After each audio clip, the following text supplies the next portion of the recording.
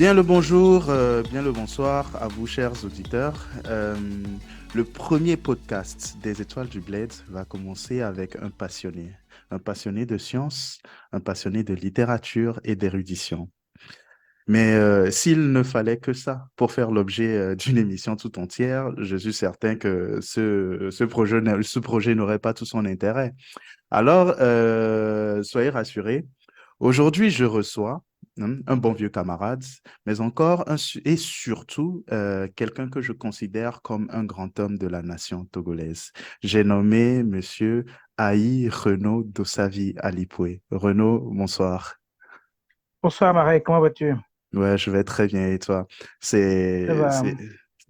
c'est, c'est la toute première émission. Ouais, dis-moi. Oui, oui, bon, c'est un plaisir d'être là et d'être un peu le cobaye, on va dire, du projet. Je trouve ça intéressant. C'est toujours de nouvelles expériences à mener et pourquoi pas, on va voir si le bled brille autant que ça.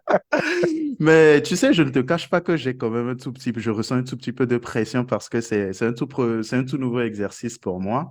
Et j'espère quand même que voilà, je réussirai à tenir en haleine les auditeurs du début à la fin. Et je compte sur toi pour rendre l'expérience super dynamique, cette première expérience en tout cas super dynamique et surtout inoubliable. Je suis sûr que ce sera le cas. Donc voilà. Alors, d'abord, je vais te présenter. J'espère que tu permets, je souhaite que tu Ouh, permettes fais, fais, que je te fais. présente. Et On est chez après, toi. voilà, on est chez moi. Je m'occupe de faire la vaisselle, de dresser la table, de cuisiner. Tu restes tranquille. Et après, voilà, tu pourras éventuellement intervenir si besoin. Silence, s'il vous plaît. Place à la présentation. Renaud est un blogueur, écrivain, poète et romancier. Renaud est aussi essayiste, journaliste d'affaires, journaliste scientifique. Et en ce moment, il est également le secrétaire général de la filiale togolaise de l'Association internationale des écrivains, PEN International. Renaud, si je peux me permettre, malgré son jeune âge, euh, il, euh, il a une œuvre immense. Il a une œuvre très immense et je pèse mes mots lorsque je le dis. Renaud, son aventure commence en 2015, son aventure d'auteur, si je ne raconte pas de bêtises, avec l'œuvre Pensée égarée, qui paraît, si je ne raconte pas de bêtises à nouveau, le 27 octobre 2015. Et en ce moment, je pense que tu viens à peine de souffler ta 22e bougie. Et un an plus tard, nous avons Rosée lointaine qui paraît en 2016, du coup. Et ça s'enchaîne la même année avec Lèvres éphémères. Bon, après, je ne sais pas si Rosée lointaine vient avant Lèvres éphémères ou si Lèvres éphémères vient Hmm. avant Rosée lointaine, mais je sais que les deux livres paraissent la même année, en 2016. Puis en 2018, nous avons son essai qui s'intitule Nous et l'histoire, réflexion sur le passé, le présent et l'avenir. Alors, du coup, le mec, il n'a même pas 24 ans, que en espace de 3 ans, si je ne me trompe pas, il nous sort trois publications. D'abord, Pensée égarée, un recueil de poèmes, Rosée lointaine, un autre recueil de poèmes, puis ensuite une nouvelle, Lèvres éphémères, et enfin un essai. C'est-à-dire, déjà, il n'a pas encore 25 ans et il est déjà poète, il est novelliste et il est essayiste. Bon, le marathon continue. En 2018, il nous sort un nouveau coup de maître en participant et en remportant le premier prix du concours d'écriture Afrique de mes rêves organisé par la Banque africaine de développement, la BAD. Alors, Renaud, le prix t'est remis lors du 53e, des 53e assemblées annuelles de la Banque mondiale, de la Banque africaine de développement plutôt. qui se sont tenus du 21 au 25 mai 2018 en Corée du Sud. D'accord? Et en fait, ce prix, tu le reçois comment dire, des mains du président de la banque. Hein, Monsieur Akin Wumi Adesina. Tu nous diras en fait ce que ça fait de rencontrer cette illustre personnalité de l'Afrique. Et voilà. Mais ce n'est pas tout en fait en 2018. En 2018, la même année, tu es aussi lauréat du prix littéraire France-Togo pour ton œuvre Chant de sable, qui paraît un peu plus tôt dans l'année. Donc, c'est-à-dire, tu ne veux pas de temps de répit. Déjà, deux livres publiés, un essai publié en 2015 et en 2016, et déjà en 2018, pas, on repart pour pour un nouveau recueil. Et l'année qui suit, je pense que tu es sélectionné pour participer à l'édition 2019 du Mandela Fellowship Program. Et assez étrangement, depuis lors, tu deviens, entre griffes, l'égérie de ce programme parce qu'on retrouve en fait ta photo Oui, c'est assez drôle. sur les spots publicitaires de toutes les années. J'espère que tu es quand même payé pour ça. Il faut partager les royalties, là. Tu deviens En une grande star. vrai, quand on participe au Mandela, il y a un petit document qu'on signe au début qui dit que, ben voilà, que toutes vos images prises dans le contexte de fellowship peuvent être utilisées. Tout ça. Bon. Bon, la Oh, plupart, bon, tu signes sans vraiment y penser parce que tu es content d'être dans un fellowship. Et après, bon, ils en font un usage. Bon, après, c'est sympa. C'est ouais. de voir comme ça l'image Ta utilisée tête chaque année. chaque C'est année. assez, c'est assez surprenant. En tout cas, c'est intéressant, c'est intéressant, c'est bien, ça fait de la pub aussi, donc C'est ça. on prend ça. Genre, s'il y a la petite du coin là chez qui tu veux gratter, des fois tu peux dire, bah, tu vois, les Américains, ils m'ont pas oublié, hein. Exactement, exactement. Donc, c'est Et, quand même intéressant. ouais, ouais, ouais.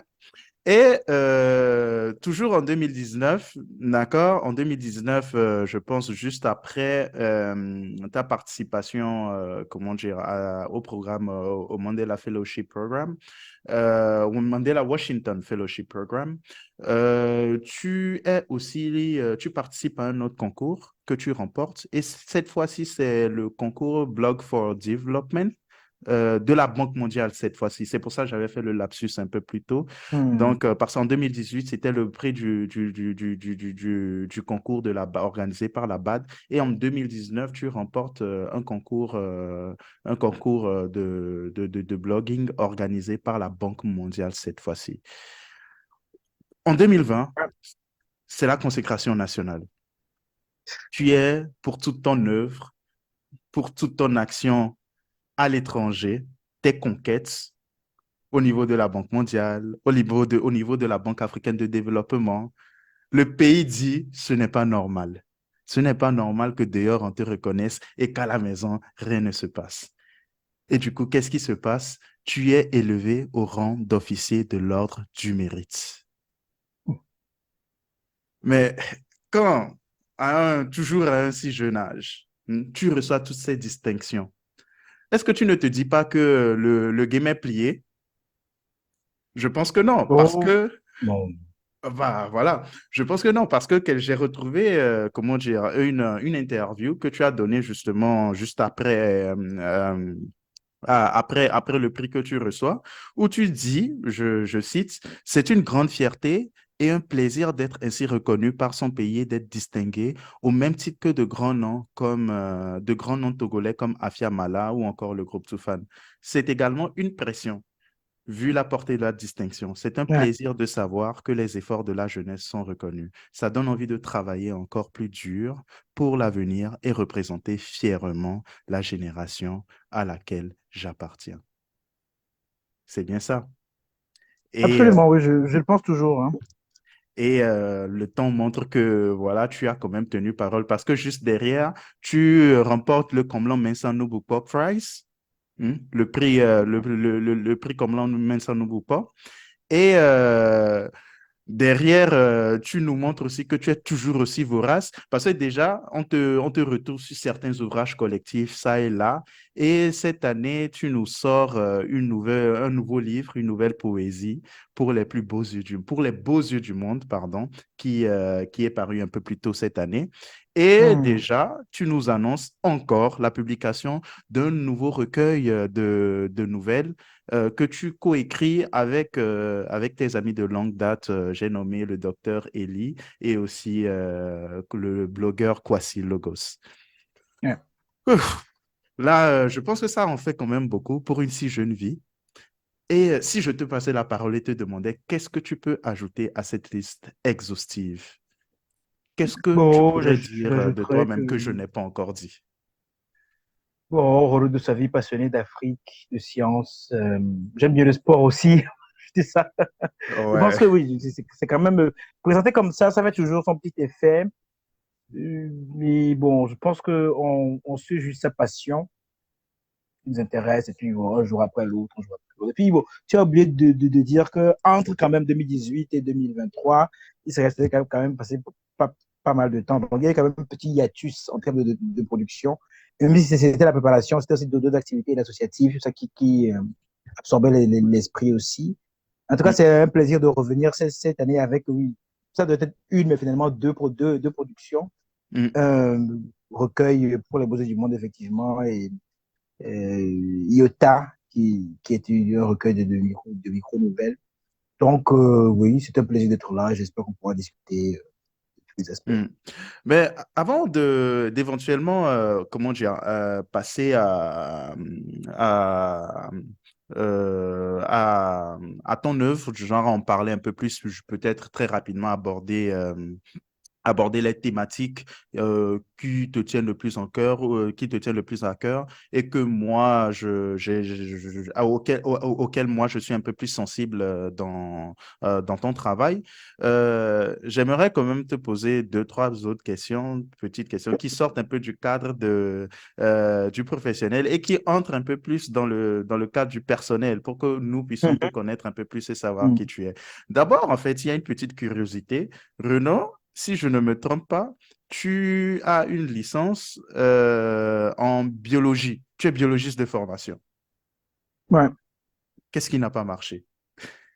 Je ne comprends pas. Oh, bon.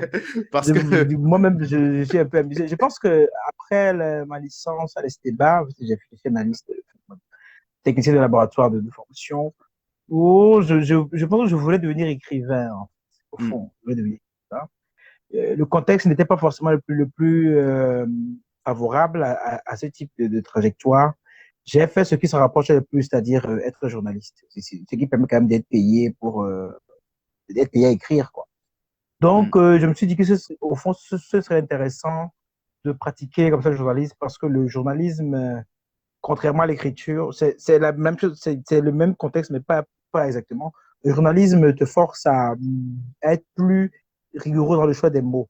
Comme là, tu transmets une information que les gens souvent payent pour lire, ils n'ont hmm, pas le temps. Donc, il faut être rigoureux. C'est une autre façon d'écrire. Donc, je suis un peu entré dans ce domaine-là, par curiosité en réalité. oui. Et bon, finalement, je suis resté parce que je suis tombé dans un domaine, le journalisme financier et puis scientifique, qui permettait de combiner un peu deux passions, c'est-à-dire mon intérêt pour les sciences qui m'a fait faire avoir ma licence en biologie et l'intérêt pour l'écriture. Donc, au fond, c'était ça, c'était les désirs de devenir écrivain plus Hmm, que de rester au laboratoire. Même si j'aurais pu, en réalité. Je hmm, n'étais pas trop mauvais comme technicien de laboratoire, mais bon, ça ne m'intéressait plus avec la même énergie que ça à l'époque. Même si je reste un grand curieux de sciences, et je hmm. suis tout ça avec grand intérêt. Et aujourd'hui, avec ta bibliographie qui est déjà bien fournie et tes connaissances, tes contributions scientifiques qui sont appréciées de part et d'autre dans le monde, je me dis que c'est quand même beaucoup plus intéressant de voyager dans les quatre coins du monde que de rester bloqué Au dans laboratoire. un laboratoire à côté, pas très loin de l'hôpital de Tokoin. Voilà quelque chose. Voilà, c'est aussi Alors, ça. Il y a une routine aussi. et, ouais. Et juste avant de parler rapidement de ton œuvre, vu qu'on parle de toi, j'ai quelques questions que j'appelle des questions tout caratives auxquelles je vais te soumettre. Et je souhaite que tu me répondes vraiment du tic au tac en me disant la première chose qui te vient à D'accord. l'esprit. D'accord, Déjà, alors avec la vas-y. première question, on va tester un peu ta togolaiserie. Et j'aimerais que tu me dises, entre comme Aïmolou, La Pâte et Coliko, tu choisis quoi? Comme. Ah ouais, C'est vraiment c'est le plat que je peux préférer des quatre. ok. Le coin du Togo que tu préfères le plus? Oh, c'est compliqué, j'ai pas beaucoup traversé le pays, mais l'un des endroits les plus beaux, c'est quand même Palimé, sur Hmm, la cascade de Pi, mais c'est pas mal du tout. ok. Alors, ce qui est bien avec les femmes togolaises, c'est que... Hmm. J'ai envie de sécher parce que les femmes togolaises, ça me forcerait à comparer avec d'autres nationalités presque. Ben, disons que je les aime toutes, on va dire ça comme ça. Donc, ce qui est bien avec les femmes togolaises, c'est que tu les aimes toutes. Je les aime toutes, oui, du nord au sud, de l'est à l'ouest. Bah, cool. Alors, l'année 2020 me manque, l'année 2020 me manque surtout parce que... Ah, l'année 2020 ne me manque pas, c'est sûr. L'année 2019 me manque beaucoup plus parce que le monde était beaucoup plus ouvert et plein de potentialités. 2020, avec le confinement et tout, c'est pas une année qui me Donc, manque particulièrement. et effectivement, comme tu le disais, comme tu l'évoquais tout à l'heure, c'est dans cette période-là qu'on note quand même une certaine baisse dans ta production parce qu'on peut voir que depuis tes Oui, débuts, oui, de oui, oui. 2015 à 2019, tu étais quand même très actif, mais il y a quand Hmm. même un petit blanc entre 2020, 2021, 2022. C'est ça, Ah, exactement. d'accord. Mais moi, je me disais que c'était quand même une façon de laisser de la place pour moi qui venais avec mon livre en 2020. Là, Oui, tu c'est me dis, vrai bah, qu'il Marek, y si a je eu continue, Amenio à l'époque, voilà, ouais. justement, si je continue à être aussi actif, je vais prendre toute la lumière, il n'y aura rien pour toi. Donc là, Inch'Allah, je me frère, mets de Inch'Allah. côté, je te laisse t'exprimer, fais ce que tu as à faire, et puis après, je reviens. Et en tout cas, moi, je le prends comme ça, et puis voilà, je t'en remercie. Donc, maintenant, on va passer à la deuxième partie de cette émission, ton œuvre. Mhm. Mes fans, prêtez attention. On va écouter Tonton Marat, qui est l'invité du jour, parler de son œuvre. Cher Renaud, dans ton œuvre, j'aimerais que tu me dises en fait quelles sont tes plus grandes influences et qu'est-ce qui te parle le plus en termes de thématique pour être vraiment court et succinct. Bon, c'est compliqué parce que je, je suis, on va dire, une fiction et une non-fiction. Donc, si on parle de fiction, c'est-à-dire de littérature classique, au sens classique du terme, même là, j'oscille entre le roman et la poésie. Donc, en Mm, poésie, je pourrais citer des noms comme Aimé Césaire, évidemment. Césaire est une très, très grande influence. Césaire, Baudelaire du côté occidental, et pourquoi pas Neruda pour conclure. Donc, je dirais ça. Après, il y a d'autres, beaucoup d'autres noms, hein, mais les trois là, c'est toujours. Souvent, j'en cite des deux différents à chaque fois qu'on me pose la question. Mais mm, Césaire revient toujours inévitablement. En matière de roman, j'ai une très, très grande affection pour J.K. Rowling et son des Harry mm. Potter, Oui. pour Tolkien de Le Seigneur des Anneaux, et aussi pour David Eddins, qui est un Américain qui a écrit Le Chant de la Belgariade de la Malorée. Une œuvre qui aurait dû, je pense, être adaptée au cinéma, mais qui ne l'est pas encore. Une saga en 10 livres aussi. Mais bon, c'est Mm, encore autre chose. Donc après, les influences sont nombreuses et multiples. Dans le domaine, par exemple, de la non-fiction, c'est-à-dire de l'essai, là, c'est encore plus compliqué parce qu'il y a vraiment plusieurs des influences. Actuellement, je suis en train de lire un auteur américain, je pense qu'il est biologiste de formation mm, et à une universitaire qui s'appelle Matt Ridley. Matt Ridley qui fait le genre de livre que j'aime beaucoup lire ces temps-ci, c'est-à-dire à mi-chemin de la science. En fait, c'est de la science mélangée à de l'histoire humaine, où on fait de la macro-histoire, un peu comme l'a fait Harari comment ça s'appelle là, son livre, dans Sapiens, vous voyez. Donc, mm, c'est le genre de choses que j'aime beaucoup. Donc, Matt Ridley, qui combine la biologie évolutionniste, la psychologie, la science fondamentale pour parler de la nature humaine, mm, question qui me passionne énormément. Donc, c'est un peu ça. Je dis que j'ai des champs d'intérêt assez variés et éclectiques. Et en fonction de mm, l'humeur du moment, je peux citer des auteurs, parce que c'est là ce que je suis en train de lire, même s'il y en a encore d'autres. Voilà, Marcel Proust, par exemple. Et ah, encore le très grand romancier russe Féodor Dostoïevski, pour qui j'ai ouais. une affection Tu vois, incommensurable. je vois tout ça. Et après, tu vas voir que, comment dire, ce type de lecture ne sont pas forcément fréquentes chez nous. Tu vois. à part des personnes qui voilà, s'intéressent vraiment à la science ou des personnes qui vraiment sont dans la littérature pure et dure, on va pas trop chercher à lire des essais, on va pas trop chercher à lire de la poésie. Est-ce que tu penses que cela crée une certaine limitation, une certaine limitation dans la réception de ton œuvre au Togo? Oh, ça dépend parce que je pense que on travaille quand même à faire un peu la part des choses entre Mm, le lecteur et l'auteur. Je pense que ça dépend des œuvres. C'est vrai que de façon globale, quand même, mon travail a été pour le moment assez bien accueilli par la critique. Je dis bien la critique, c'est-à-dire mhm. un peu le milieu, tout ça, les professionnels de Oui. l'écriture. Tout est Mhm, bien accueilli. Mais les poètes, déjà, c'est compliqué parce que vous n'êtes pas très nombreux et on ne vous comprend pas toujours. Les mm, poètes sont un peu les parents pauvres de la littérature qui est même le parent pauvre de la culture. Donc, ça fait mm, un double isolement qui est assez particulier. Mais en mm, même temps, quand même, quand il y a la beauté, quand il y a l'énergie, on comprend et on vous suit. Même si on ne comprend pas forcément, il y a une fièvre quand même qui s'empare de soi, du lecteur, et donc mm, ça accompagne. Je pense que la plus grande faiblesse à mon niveau, c'est plus la diffusion et la promotion. Je pense que c'est vraiment OK. ça.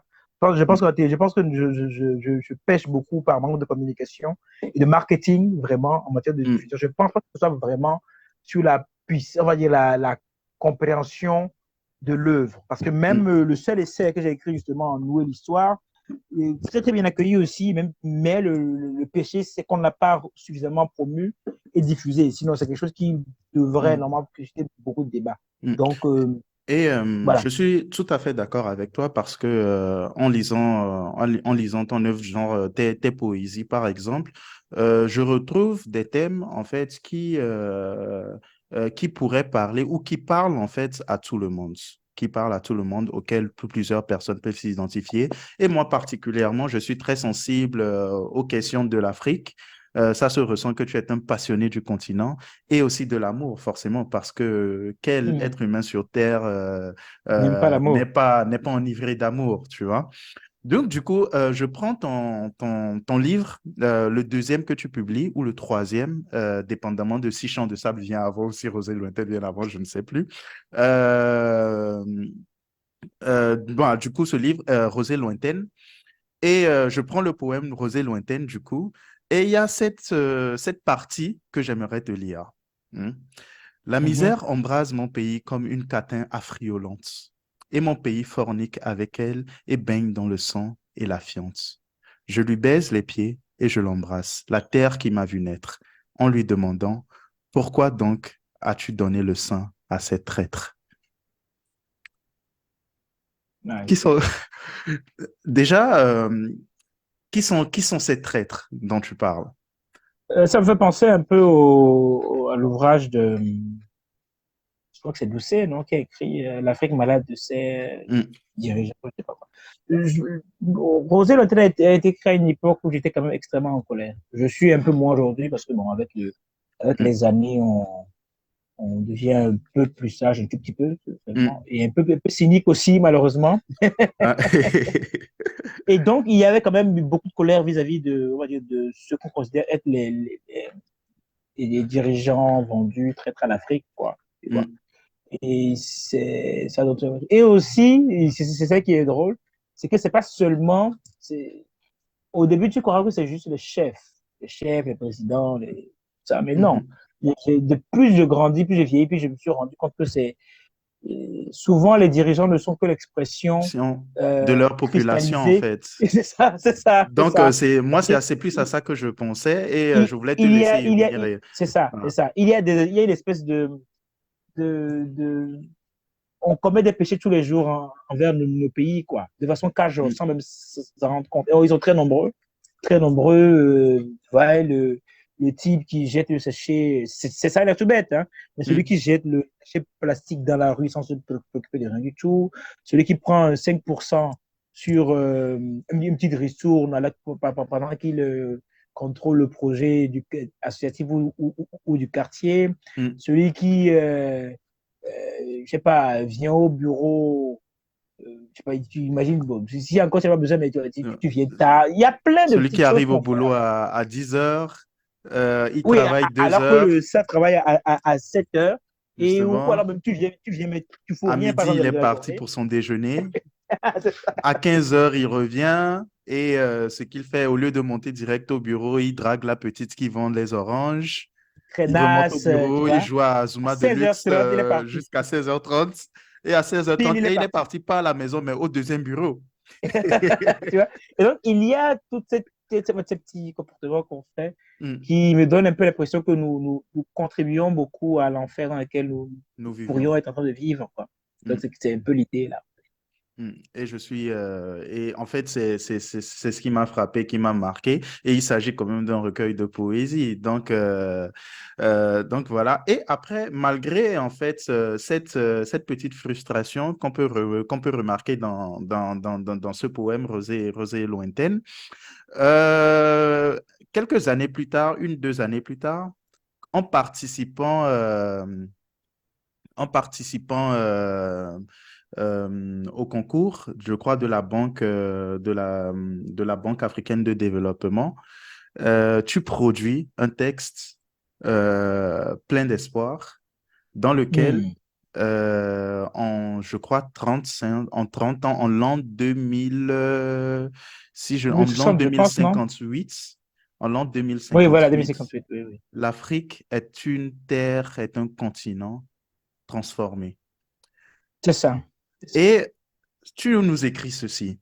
Déjà, en fait, pour vous remettre dans le contexte, chers auditeurs, le texte est une sorte de fiction et il s'agit d'un extrait du discours commémoratif du 30e anniversaire du projet Oasiris de son Excellence Madame Assa Njima, haute chancelière des États-Unis d'Afrique. Donc déjà là, on est dans un cadre où les États-Unis d'Afrique sont devenus une réalité. Alors, le discours se prononce en 2058 sur l'île de Gorée. Et cette année 2058 est considérée comme l'an de grâce. Et Madame Jima, eh, elle s'exprime en ces termes. Ce jour fera date dans nos annales. En effet, il y a 30 ans, jour pour jour, nous irriguions pour la première fois le Sahara. C'est ainsi, en 2028, l'Afrique aura inauguré l'âge vert de l'humanité. Souvenez-vous du temps, pardon, où nous étions encore divisés et miettés en petits territoires sans politique commune. Souvenez-vous des guerres fratricides, du sang versé à profusion, de la jeunesse sacrifiée, de tout ce désespoir. Mais nous avons survécu par l'audace et la persévérance. Nous avons surmonté l'obstacle et marché droit vers notre destin. Aujourd'hui, nous célébrons ce projet merveilleux, notre mère Afrique, au centre du monde, au cœur de toutes les attentions. Saluons les quelques 3 milliards de spectateurs qui nous suivent en direct partout sur la planète, que ce soit sur leurs projecteurs holographiques, leurs capsules à transmission rétinienne, leur téléphone mobile pour les plus vieux, ou autres canaux de l'Internet, et même depuis Olorun, la station spatiale panafricaine qui passe en orbite au-dessus de nos têtes à l'instant même où je parle. Nous célébrons cette collaboration panafricaine et mondiale qui a permis de réaliser ce rêve. Guidés par nos valeurs ancestrales et aidés par la science, nous générons vie et énergie là où il n'y avait plus que mort et famine. Notre terre respire comme jamais auparavant, un air pur et libéré de toute pollution. Nous avons non seulement pu lutter contre l'avancée du désert, mais transformer ce vaste champ de sécheresse en corne d'abondance, de sécurité et de vie. À travers, en fait, ces éléments, bon, là, je sors de la citation, à Hmm. travers, en fait, ces extraits que j'ai, voilà, repêchés de part et d'autre de l'ensemble de ton texte, on dénote un avancement en termes de sécurité alimentaire, de sécurité tout simplement, de paix, d'avancée technologique et même d'avancée en termes de développement durable et de tout ce qui est écologie. Alors, la question que moi je te pose, Renaud, c'est comment, en fait, tu pars du jeune frustré de l'année 2015 dans Rosée lointaine au jeune plein d'espoir qui envisage et qui se projette dans une Afrique unie, dans une Afrique prospère et dans une Afrique qui vit. Alors, l'idée est que je suis plutôt, même encore aujourd'hui, plutôt panafricaniste dans ma vision de la trajectoire politique africaine. Et donc, dans une certaine mesure, je, je, je crois quand même que beaucoup de transformations viendront on va dire, de l'unité africaine et que des convergences intéressantes pourront produire des effets de synergie qui sont plus importantes que, c'est-à-dire que les unions des nations ou de groupes transnationaux peuvent créer des choses beaucoup plus importantes que si ces gens agissaient à leur niveau individuel, séparés dans leur pays, quoi. Comme on dit, le tout est plus important que la somme des parties. Il y a ça, d'une part, et il y a aussi le fait que, de toute façon, comme disait L.M. Kodjo, on ne peut pas céder au désespoir. L'Afrique a son avenir devant elle. Ouais. On n'a pas le droit de perdre espoir. Et le désespoir est une catégorie qui existe en poésie, mais pas en politique. Et donc, tant qu'on vit, on doit continuer à se battre. Et de ce point de vue, il est donc impératif d'avoir, pour reprendre les mots de Césaire, un espoir tyrannique. C'est-à-dire, il faut l'acte d'espoir est en soi un acte de rébellion. Ouais. Il faut toujours se lever contre les mauvais pronostics et être convaincu que demain, ça peut être dans 10 ans, 20 ans, 30 ans ou 100 ans, qu'on se relèvera debout. Et donc, à partir de là, il est impératif de toujours dessiner demain, quoi. Et le redessiner en permanence, en améliorant les chances de son côté et en agissant aujourd'hui pour que ce demain arrive. Donc, c'est vraiment mon point de vue. C'est pour ça que le concours de la base a beaucoup parlé. Ouais, c'est vraiment quelque chose c'est le genre d'idée qui me traverse en général. Donc, c'était intéressant de pouvoir de mettre ça sous cette forme-là. Et ben, fort heureusement, ça a plu également au Ça a jury. fait mouche. Et Ouais, ouais. voilà. Et Et bah, donc, c'est extrêmement stimulant comme sujet, quoi. Je pense que tout est dit. Je ne vais rien ajouter, à part le fait que je partage complètement ce point de vue. Toujours aspirer à mieux, faire le nécessaire de notre côté pour être meilleur, aussi bien personnellement que professionnellement de notre côté. Et c'est comme ça qu'on pourra faire avancer les choses pour nos pays africains et, in fine, notre continent. Donc, en tout cas, du coup, c'est quelque chose que moi, je revois qui transparaît beaucoup dans tes œuvres. Je n'ai pas encore eu l'occasion de lire les dernières parutions, c'est-à-dire pour les Beaux-Yeux du Monde et aussi Iota. Mais voilà, c'est ce que moi, je garde. Et autre chose que je garde de ton œuvre, c'est l'amour. Qui parsème le travail que tu fais. Et là, j'ai devant moi un petit texte, un petit poème, toujours dans Rosée lointaine, que j'affectionne particulièrement et qui s'intitule À toi et que j'aimerais bien lire. J'aime compter l'or de tes yeux, écrire la beauté à l'encre de tes lèvres et refaire le monde encore et encore pour un seul baiser. Ton sourire, un délice sauvage et indomptable qui coule et s'insinue langoureusement à travers toutes mes murailles. Et j'aime le boire jusqu'à l'ivresse pour un unique bonheur. J'aime caresser le délice chocolat de ta peau et plonger ma plume au plus profond de ton sein pour trouver la sève du monde et sombrer dans la plus douce folie pour un seul baiser. Ce texte, j'ai pas envie de revenir sur ce qui t'a inspiré, ce texte et tout ça. Je vais peut-être le réserver pour le texte que je vais lire juste derrière. Mais juste en dessous du titre, il y a AJS.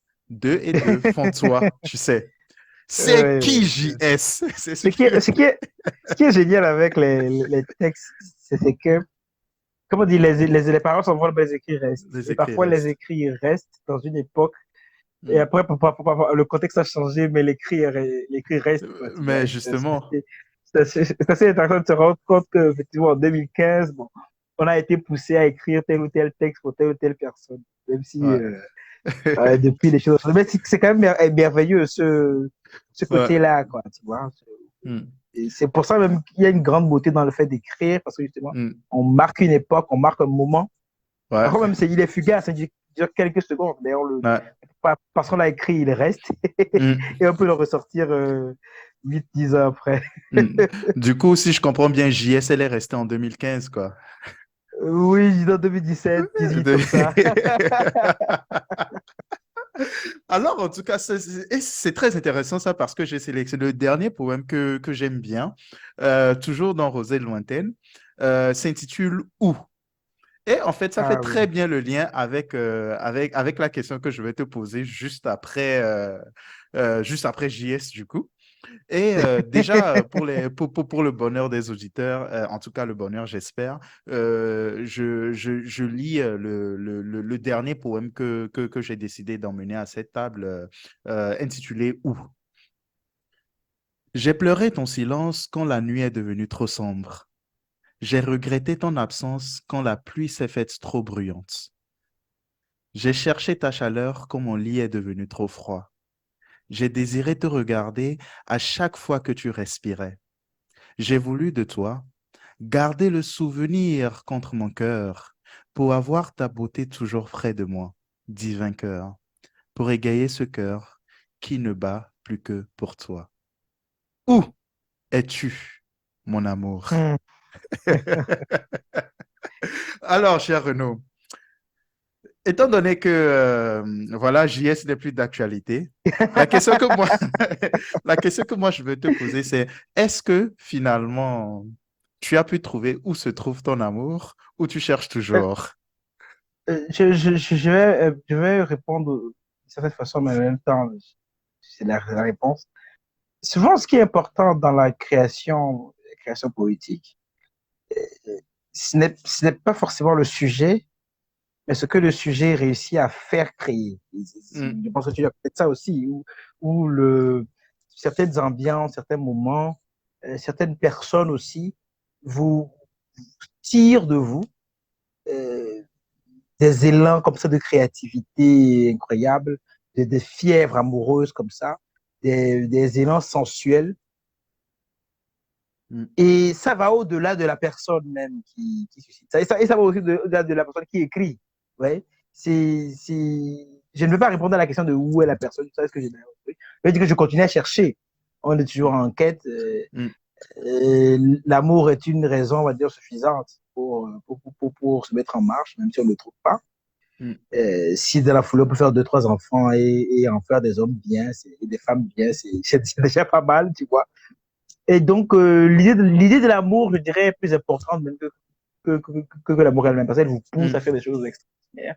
Et à la fin, ce sont les actions-là, les choses qu'on a créées, les choses qu'on a construites et détruites aussi, c'est ça qui compte plus que l'émotion en elle-même.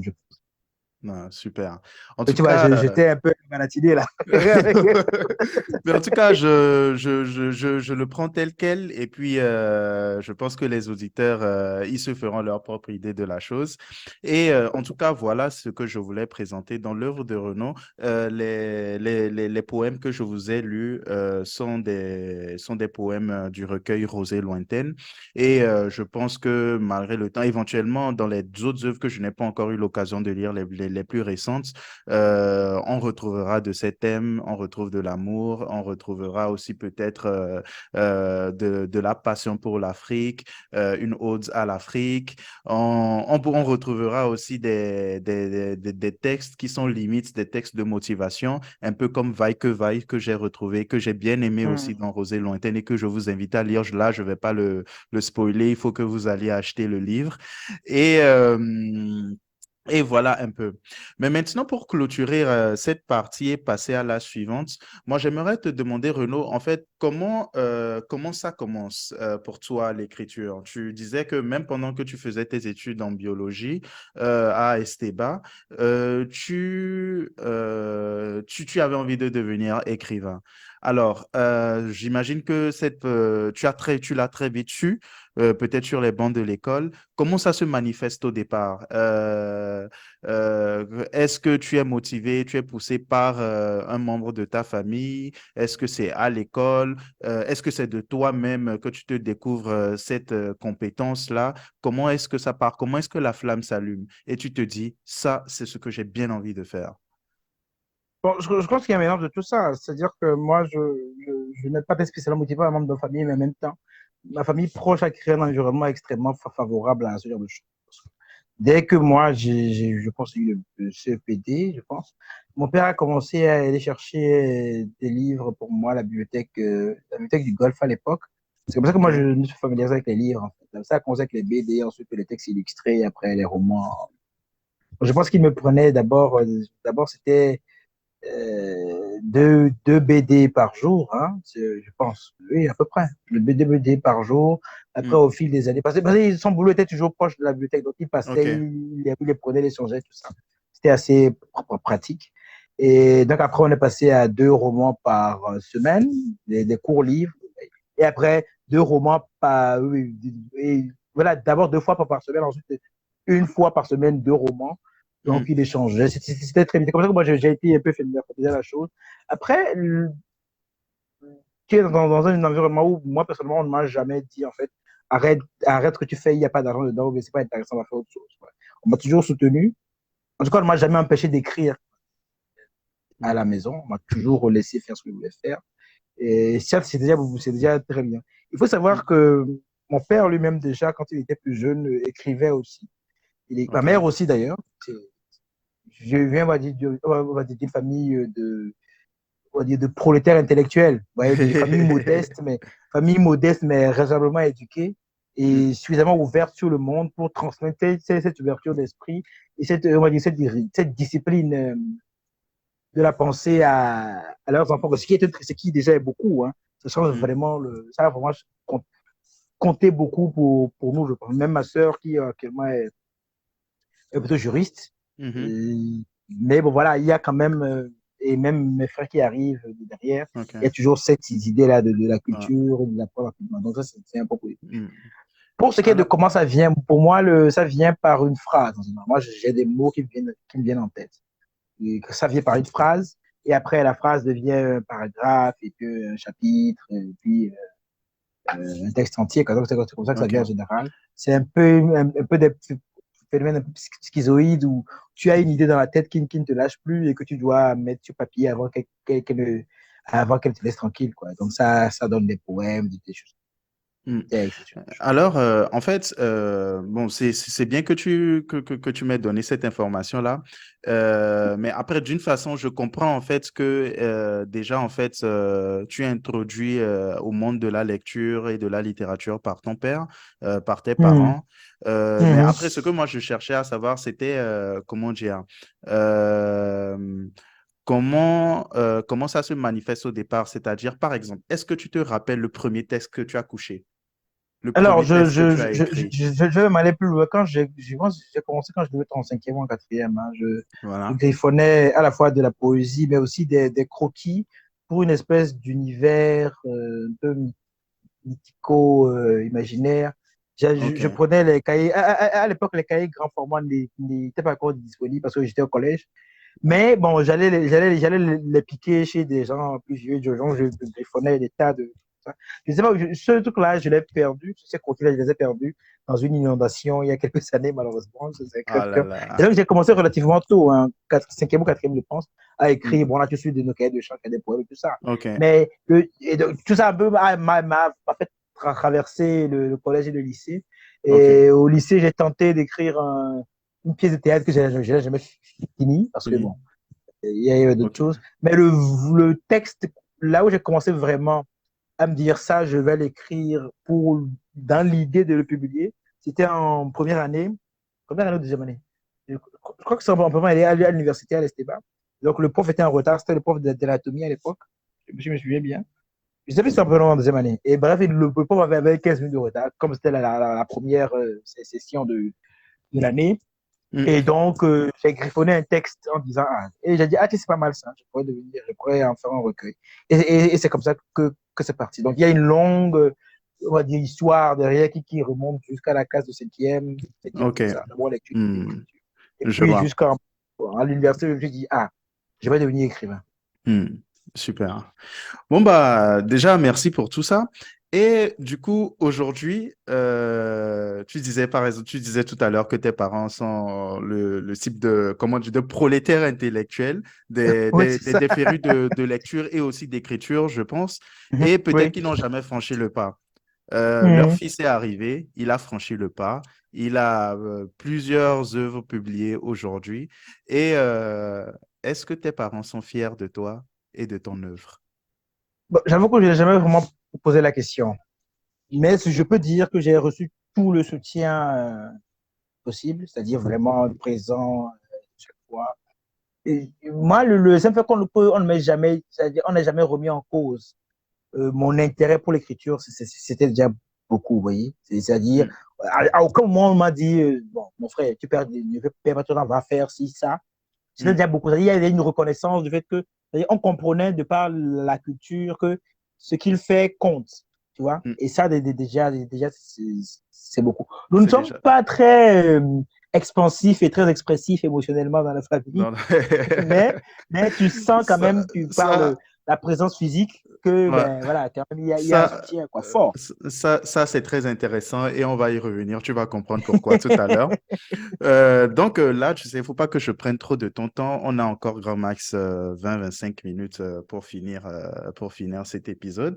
On a encore, je crois, deux sections à aborder, c'est-à-dire le sujet taillé sur mesure, un sujet qui te parle, qui te parle particulièrement, soit sur le plan professionnel ou personnel. Et enfin, voilà, l'outro, c'est-à-dire la sortie de l'interview avec des questions pêle-mêle que je vais te poser. Bon, voilà. Sinon, juste avant de passer à comment dire, à la troisième partie de cette interview, j'aimerais quand même, voilà, genre, rendre un hommage à tes parents quand même qui t'ont accompagné parce qu'on sait que dans le contexte dans lequel nous vivons au Togo, généralement, tu veux faire les langues, tu veux faire l'écriture et tout ça, c'est pas vraiment considéré comme un métier. Il y a pas mal de personnes, enfin, l'art en général, en fait, quand tu choisis ce courant-là, il y a pas mal de parents qui te dissuadent qui font tout pour te dissuader de poursuivre ce chemin-là. Et s'il n'y avait pas des parents comme les tiens, c'est peut-être qu'aujourd'hui, je ne serais pas en face de toi, il n'y aurait pas Renaud qui est devenu C'est Renaud. ça. Donc là, je leur rends un hommage et c'est l'occasion d'en faire autant pour mes parents aussi parce que, un peu comme les Bien tiens, sûr. ils ne m'ont jamais dit ne fais pas ci, ne fais pas ça, fais ce que tu as envie de faire. Bon, après, ma mère, des fois, elle essayait, mais elle voulait avoir un fils militaire. Elle, mon grand frère n'a pas voulu. Moi, j'ai pas voulu. Et Tu aurais été bien militaire quand même, tu hein. aurais, tu aurais dû lire la déception sur son visage. Elle voulait, parce qu'elle-même, elle voulait rentrer dans l'armée et à son époque, ce n'était pas Ah, possible.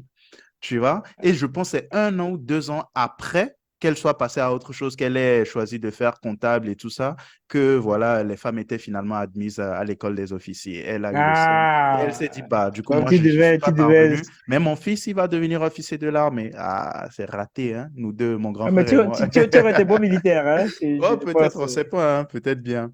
Mais bon, du coup, parlant de passion, la passion de ma maman à l'époque, c'était l'armée. Ta passion, c'est l'écriture. Mais on va passer à la troisième partie de cette émission et on va découvrir une autre de tes passions.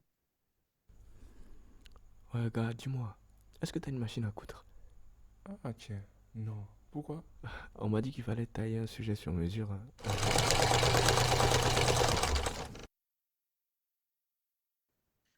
Alors, mon ami Renaud, cette autre passion qu'on va aborder en deux spi, c'est le sport, Oui, oui, la effectivement. salle.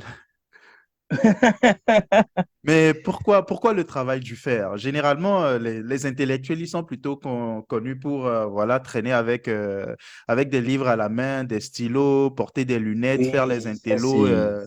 écumer les bibliothèques, et puis voilà. Mais toi, tu as choisi de travailler le fer, d'aller à la salle. Je pense qu'on peut faire qu'on peut faire et être les deux. C'est ça, moi, le cas. Donc, je pense que pour une bonne partie de mon existence, ma brève existence sur cette planète, l'une de mes motivations a toujours été de sortir des carcans préétablis. Cette idée Mm, des les clichés, c'est pas très intéressant, ouais. Ça permet d'aller vite dans le réfléchir, mais il y a des choses intéressantes qui se passent aussi hors des clichés. Donc, s'enfermer dans les carcans, ça ne m'a jamais vraiment intéressé. Et j'ai toujours eu en tête cette idée de, je sais plus trop lequel des philosophes grecs qui dit ça, un esprit sain dans un corps sain. Et moi, je me disais souvent un esprit puissant dans un corps puissant. Et donc, il était essentiel de pratiquer quelque chose de physique. Et d'ailleurs, même aussi, en fait, il y a plusieurs raisons, parce que le sport est une catégorie cardinale. Ça rassemble tellement de choses que c'est difficile de parler d'une seule chose. Je donne un exemple. Vous savez, c'est Nietzsche qui parle de la théorie du surhomme, c'est-à-dire de devenir la meilleure version de soi possible. Ça passe aussi pas par la discipline sportive. Pour moi, le sport, ça a d'abord commencé par les sports de combat, c'est-à-dire le judo. J'ai fait du judo pendant plusieurs années quand j'étais étudiant. À l'époque, c'était vraiment un moyen de canaliser un peu l'agressivité qui avait à moi. Parce que je suis quand même, je suis plutôt petite taille, je suis assez agressif et on va dire un peu intense, quoi. Ça, c'est Tant dans la surprenant. pensée que... Oui, Je ne te connaissais on ne pas le saurait pas exactement, tu vois. Donc, agressif. la discipline sportive a beaucoup permis de canaliser vraiment une certaine énergie exubérante à travers la pratique comme ça, et c'était très bien.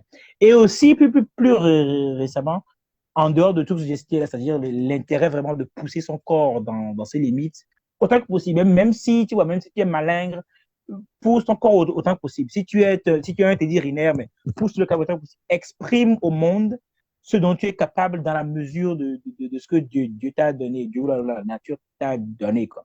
Enfin, l'une des raisons pour lesquelles je pratique aussi le sport de façon aussi régulière, c'est c'est parce que, contrairement à ce que l'on penserait, le sport est très utile pour ralentir le vieillissement de son esprit.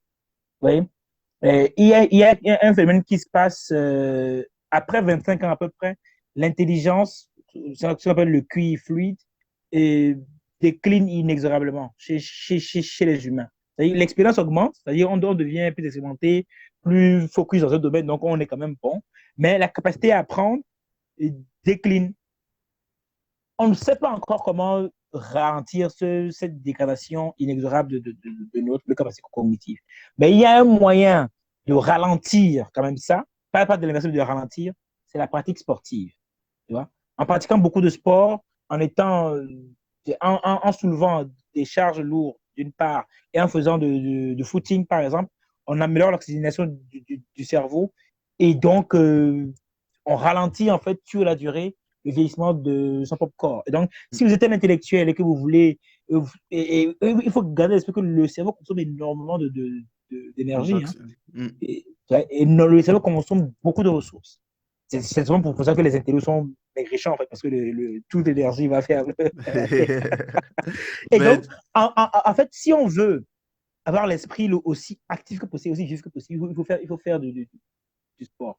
On oxygène son esprit, on calme ses nerfs parce que tu vois, après une bonne séance, tu es tellement détendu que tu vois, tu gères. Et le sport, c'est génial. C'est-à-dire, c'est des dopamines gratuites, c'est de très bonnes hormones qu'on obtient. C'est son corps que l'on construit. Tu vois. Même quand tu fais de la pratique sportive, que ce soit du judo, par exemple, du karaté et autres, ou tu vois, tu pousses de la fonte, et tu sens dans ton corps que tu es plus fort aujourd'hui qu'hier. Ou tu es plus fort aujourd'hui qu'il y a 3 mois. Tu es plus fort aujourd'hui qu'il y a 2 ans. Tu vois? Et aussi, quand tu fais du judo, tu es plus compétent physiquement que ce que tu l'étais il y a quelques temps. Et il y a une dimension vraiment de l'amélioration de soi qui, je trouve, qui est extraordinaire. Et une sensation de bien-être aussi que tu ne peux pas forcément expliquer. C'est la ça. confiance. Tu vois, moi, par exemple, quand je suis stressé parce que j'ai trop de choses à penser, je vais à la salle. Tu vois? Tu fais 1 heure de salle, tu reviens et tu es détendu comme pas possible. Tu dors comme un bébé, tu te réveilles, tu penses mieux, tu réfléchis. Donc, le sport est tellement bien, à tellement de niveaux, que je ne comprends pas qu'on ne l'impose pas plus chez les humains, tu vois. C'est quelque chose c'est cadeau, tu vois, ça ne coûte rien. Il faut juste de prendre ses chaussures et aller courir. Tu cours même 1/2 heure, tu reviens. C'est-à-dire, ça change ton mood tout de suite, quoi. Tu vois? Les dopamines, les endorphines se déversent dans le cerveau. Donc, bon, je pourrais jouer au geek longtemps sur la valeur du sport, mais ça apporte du bien-être, ça apporte de la discipline, parce que se lever un dimanche, par exemple, après la messe ou avant la messe, et aller faire une heure à la salle ou une heure de footing, je te garantis que ça change la façon dont tu fonctionnes. Hein. Parce que à un moment Mm. donné, tu sais que tu es quelqu'un qui fait du sport 3 fois par semaine, par exemple. Tu le sais, parce que tu l'as déjà fait. Et donc, tu sais que tu peux quand même construire certaines disciplines. Et ça, déjà, c'est extraordinaire. Bref, je pourrais parler de sport pendant des heures et des heures. Ouais, Donc, c'est un ça, peu ça. je n'en doute pas une seconde. Et moi, il y a une discipline sportive que j'affectionne particulièrement et que j'aime beaucoup, c'est le football. D'accord? Hmm, Est-ce que, hmm. hormis comment dire, la salle, Ça, et ça, c'est la éventuellement colle, ça. les footings du dimanche, est-ce que tu Ouais. as un petit intérêt pour le foot? Bizarrement, non. C'est ça qui est bizarre. J'ai jamais vraiment eu beaucoup d'intérêt pour le football. Quand j'étais gamin, je jouais encore. Quand je jouais juste à 8, 9 ans. J'étais Mm. justement j'étais très bizarre sur le terrain. C'est-à-dire que je voyais le ballon et je ne voyais rien d'autre chose. Ce qui fait que je taclais les gens tout le temps. Et pendant longtemps, oh, mes camarades à l'époque m'appelaient Jackie Chan, tu vois, parce que je taclais. C'est-à-dire que je voyais le ballon, tu vois, mais je Ouais. voyais rien d'autre autour. Du coup, je Ah ouais. taclais, c'est-à-dire que j'envoyais le pied, tu vois, je taclais. En Du coup, fait, on me mettait tout le temps en défense. mais c'est vrai que c'est sûr que tu aurais pu faire un très bon défenseur, vu que voilà, tu n'avais Dieu que pour le ballon. C'est ça, pour le ballon, c'est-à-dire que tu tacles seulement. Et du coup, bon. Mais après, ce qui s'est passé, c'est que je n'étais pas spécialement bon en football. C'était pas Ouais. vraiment ma cam. Mais surtout, ce qui s'est passé, c'est qu'à l'époque, c'était la chaîne RTDS. RTDS a commencé à émettre à l'époque. Et Mhm. RTDS a commencé les après-midi à faire les séries documentaires qu'ils avaient prises chez la chaîne allemande Fremantle Media, je pense. En tout cas, il y avait plusieurs émissions qu'ils faisaient sur Mm. l'ingénierie, la biologie, mais du monde des insectes dans les étangs.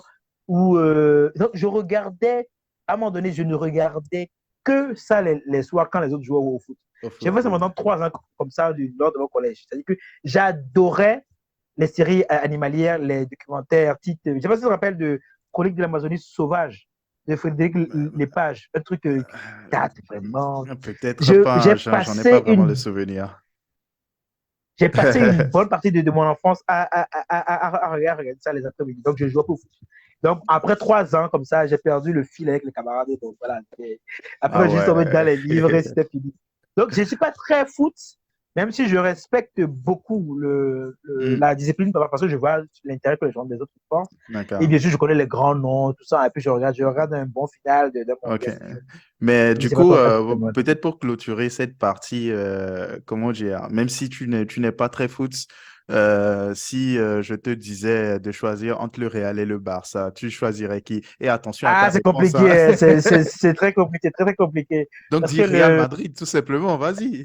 Non, mais non, c'est plus compliqué que ça. Parce que je vais te donner une anecdote. On a vécu à Niconacois quand j'étais au collège, je pense. Mm. Et il y avait un gars dans notre quartier qu'on appelait Barça, Barça. Tu vois, c'était son surnom. Il Ok. adorait le Barça. C'était le Barça de Eto'o et de Ronaldinho. Ronaldinho, tu vois. Mm. Donc, vraiment, moi, j'ai été grand fan du Barça, pas pour que je reste pendant longtemps. En vieillissant, j'ai découvert plutôt le Real, mais le Real, on va dire, de Ronaldo Mhm. et un peu des autres. Donc, bon, je n'ai pas vraiment de préférence particulière, même si, d'un point de vue, en fait, j'essaie vraiment de partager entre les deux clubs pour l'histoire qu'ils ont chacun, et aussi pour les stars qu'ils ont eu. J'aime beaucoup Messi spontanément. Je pense que c'est parce que comment on fait pas la même taille, je l'aime bien pour ça. Ouais. Mais en même temps, je respecte beaucoup la discipline sportive de De Ronaldo. Ronaldo. Je trouve ça exceptionnel. Et Non, donc, ça c'est sûr. ouais, voilà. Et donc c'est quelque chose qui me. Donc, il faut juste vraiment partager entre les deux. Et donc, non, je n'ai pas vraiment de préférence pas Mhm. particulière entre la Maison Et, Blanche et le Barça. Mais les en tout cas, Blaugrana. j'adore la compétition centenaire qui se sont faits, comment ils ont Mm. hissé la pratique sportive du football à un niveau qui fait que, par exemple, moi et toi qui suis à 2 000 à 3 000 km de là, et toi aussi qui est là où tu es, on Mhm. peut quand même aujourd'hui en discuter. C'est tout ça En discuter. extraordinaire. Ouais, ouais, ouais. Et rien que ça, franchement, C'est-à-dire, Un chapeau. c'est génial, quoi. C'est C'est vraiment génial. génial. Et J'espère qu'on va pouvoir faire la même chose chez nous entre Dito du Togo et Dito de Lomé et Asco de Kara. En tout cas, moi, Asco de Cara, ou je sais pas ça me quoi, tu ferait vois. kiffer. Je suis un grand fan de Asfoza, cette voilà, ce genre équipe-là de choses. aussi. Ouais, c'est Et ça, tu vois. Exactement. on va y arriver. Et je comprends aussi qu'à choisir peut-être entre le Real et le Barça, tu choisirais peut-être les footings du dimanche, les footings populaires. Et bon, là, on arrive déjà à la... Je suis plus fan on va dire, de sport individuel, type judo, tu vois, ou tennis. Mhm. Tu vois, là, Ok, c'est plus mon truc. Je ne suis je pas vois. très bon en sport collectif, Mais sport collectif, il y bizarrement. a C'est les plus. footings du dimanche en groupe dans les quartiers populaires et tout ça Ah, ça, ouais, ça que ouais, tu oui, adores ça, aussi. j'adore. Donc, voilà. J'aime beaucoup. D'ailleurs, même, un jour, Inch'Allah, je ferai un petit documentaire, un mini-film sur les coureurs du dimanche. Parce que Ah ben, c'est un avec... patrimoine caché comme ça qu'on a, mais ah oui, on ne oui, s'en rend oui, pas oui, compte. oui. Va Avec falloir les qu'on en fasse... chants, la jeunesse, mais c'est extraordinaire. va falloir qu'on en fasse patrimoine immatériel de l'UNESCO un jour. De l'UNESCO. En tout cas, tu sais, on tend vers la fin de cette interview. Et puis, enfin, de ce podcast plutôt. Et pour finir, on va faire une petite dernière partie que j'appelle l'outro, c'est-à-dire la sortie, et qui se résume en des questions pêle-mêle. Au revoir. Ça y est, c'est bientôt la fin du podcast. Pour clôturer en beauté, on passe à l'outro. Alors, donc là, c'est pour te connaître un tout petit peu plus, cher Renaud, je vais te poser des petites questions et j'attends un peu comme au début, c'était pour te mettre un peu dans le bain, j'attends des réponses, comment dire, des réponses vraiment du tic au tac et éventuellement s'il y a une petite anecdote à raconter rapidement, voilà, on le fait et puis voilà, pour une sortie en douceur et puis pour te découvrir aussi autrement. Mhm. Alors, cher Renaud, première question que je te pose, si un voyage gratuit t'est offert dans la ville que tu choisis, dans la ville de ton choix, dans le pays de ton choix, quelle ville te vient à l'esprit en premier? Mais on va et on revient, non? C'est ça? Oui, un voyage gratuit, du genre pour un séjour, disons, de 7 jours. Et sur ce séjour de 7 jours, j'aimerais beaucoup aller sur l'île d'Okinawa au Japon. OK, pour une raison particulière? C'est tellement loin de chez moi, et tellement loin même au Japon, que j'ai vraiment envie d'aller voir comment on vit à Okinawa au Japon. Solitaire jusqu'au bout, hein? C'est du c'est C'est du plutôt genre, le côté explorateur, je dirais. Ah, ok, d'accord. Alors, deuxième question, qui est la personne la plus connue de ton carnet d'adresses en ce moment? Waouh, à part moi-même, c'est ça. Oh, c'est compliqué, hein. J'ai quand même l'auteur Leonora Miano, le chanteur Elom Vance, oui, peut-être.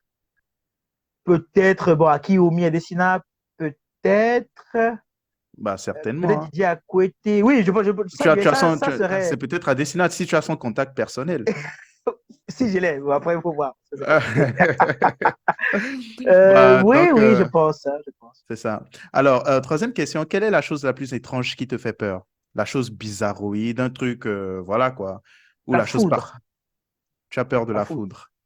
Je n'ai pas peur de la foudre en soi, mais l'idée, en fait, que une force, une décharge d'énergie aussi massive puisse tomber n'importe où sur Terre et me frapper où que je sois, me fascine et m'inquiète beaucoup, tu vois. C'est incroyable. Ok. Alors, une autre question. Quelle est la chose, une chose hors du commun, cette chose-là hors du commun que tu as eu à faire et qui, quand même, t'a permis de gagner de l'argent? Oh, bon, je ne sais pas si c'est vraiment du commun, mais j'ai déjà fait un voyage de Abidjan à Séoul sans un rond. C'est-à-dire, j'avais rien sur moi comme cash. J'avais que. Enfin, j'avais oublié de faire le change en quittant l'aéroport d'Abidjan. Hmm. Du coup, je suis arrivé à l'autre bout du monde sans j'avais que des CF. Ah Et, ouais. c'est quelque chose de tellement bizarre que, avec le recul, je me demande comment j'ai fait quelque chose de si insensé, quoi. Le billet, tout était réglé, mais j'ai dû appeler depuis l'aéroport. J'ai envoyé un message avec le Wi-Fi de l'aéroport à une amie de m'attendre dans le hall de l'hôtel avec de l'argent pour que je paye le taxi. Bon, Ah, heureusement, on a été rémunéré après, mais avec le recul, je me suis dit, mais merde, Et tout Ah, aurait pu ça. se passer si ce vol, quoi. Ouais, ouais, ouais.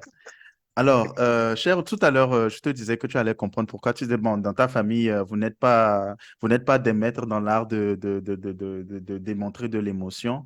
Mais la Oui. question que je vais te poser, c'est quand la dernière fois que tu as pleuré et pourquoi? Ouh, alors, bizarrement, c'était il y a 3 ans, je pense, 3 ans. Et c'était pas vraiment des larmes de joie. Je pensais au CHU, de quoi, tu vois. Ah C'est ouais. là où il y avait eu un décès un peu tragique d'une connaissance et ça m'avait beaucoup, vraiment beaucoup touché, Ah, énormément touché. Et c'est là où j'avais versé une larme parce que je me disais, bref, bah, les hôpitaux ont le don de te casser toutes tes certitudes, quoi. Et ouais, ça peut vraiment te secouer. Je me suis ouais. surpris à verser des larmes à cette occasion pour ce décès tragique et inutile Hmm. de l'époque. Et un peu avant ça, je pense que ça remonte, après ça, ça remonte vraiment. Ça remonte peut-être à 10 ou 12 ans, peut-être, où j'ai vraiment versé des larmes. Et je Hmm. pense que c'était en ayant vu le film. Je ne sais pas si tu connais le film Devdas. C'est un Devdas. film indie, une tragédie romantique. Je ne sais plus trop qui était le réalisateur, mais c'était avec l'acteur Shah Rukh Khan et l'actrice Aishwarya Rai. C'était une tragédie vraiment magnifique où les Devdas mouraient à la fin, quoi. Une sorte de Roméo et Juliette à l'intérieur. Ça m'a fait Mhm. verser une larme aussi. C'était il y a 10 12 ans. Donc voilà. Ah ouais. Ouais. Je connais pas, peut-être encore que j'ai suivi, mais à l'époque, ce qui est drôle, c'est que moi, je regardais les films sans jamais savoir le titre. Ah ouais, Donc, ouais, ouais, ouais. Il y a des peut-être que chances. je l'ai suivi. Et ce qui est Il y a des drôle, c'est que chances. justement, dans tout jeune aussi, j'avais coulé des larmes devant D'Artagnan. Je ne sais pas pourquoi. Ah Je ouais, ne me ah rappelle même ouais, plus ah ouais. l'histoire, mais je sais que à la fin, Ouais, c'est ça. voilà, j'ai coulé En une vrai, larme. Je ne sais plus pourquoi. en Donc, vrai, on dirait ce qu'on voudra, les hmm, garçons ne pleurent pas beaucoup, hein. C'est bah pas vraiment notre, oui, bah oui, notre bah oui, bah déclinaison oui. naturelle, quoi.